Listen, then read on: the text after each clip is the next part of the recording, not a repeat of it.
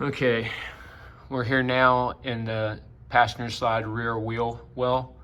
I took the inner skin out, as you can see, like I did on the other side. And again, it just it made the job so much easier. The only two disconnects you need to make on this side, believe it or not, is the fill neck and the vent line for the fill neck. So there's 3 screws that hold this fill neck into place.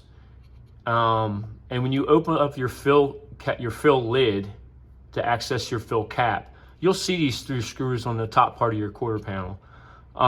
Once you take those 3 out, make your disconnect here with your vent line. This fill neck actually just turns down and pulls right out of the wheel well. No problems whatsoever. It's really flexible. You have a lot of room to move around. Once you make that disconnect and this disconnect, that's basically all you have to do on the sides. You can see this runs around to the top of the fuel module.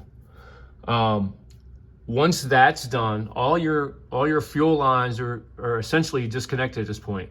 You'll just have to open the trunk and remove the bands that physically hold the tank in place.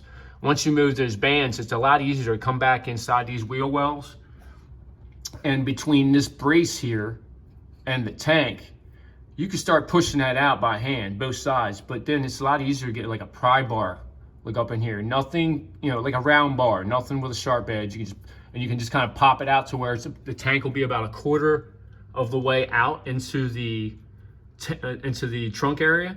Once it gets out about 1/4 of the way, you're gonna have to take the tank, when you're inside the trunk area, and kind of tilt it downward and pull it out diagonally. It's about the only way you're gonna get that tank out. It will not come straight out. You have to kind of pull it out about 1/4 of the way, pull down on it, and the tank will actually come out. From the back of these through the trunk, it doesn't look like there's gonna be any clearance for your fuel module and your pressure regulator. But keep in mind, on these gas tanks, on the 95s anyway, the top of the tank is recessed so that the fuel module will still be level. The top of the fuel module will still be level to the top of the tank. So when you pull that out, you don't have to worry about dragging anything or damaging anything. Pretty sure that the fuel pressure regulator was the tallest thing on the top of your fuel module. It's low enough to where it'll come out and clear. Once you pull that out 1/4 of the way to where you can see your most of your fuel module, or half your fuel module, the first thing you're going to do is make the disconnect on the electric. It's just a push tab. You lift up on it and pull right out. Second disconnect would be the one for your fuel pressure regulator, and then it would be your vent lines.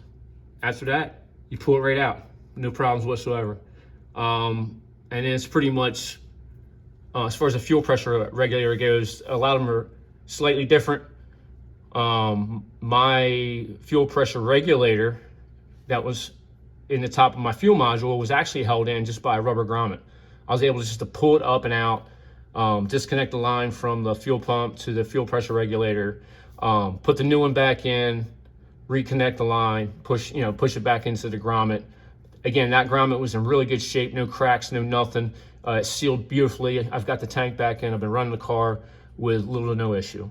I'll have one more video of the trunk view of the removal, and that should just about be it. Everything goes back together exactly the way it came apart.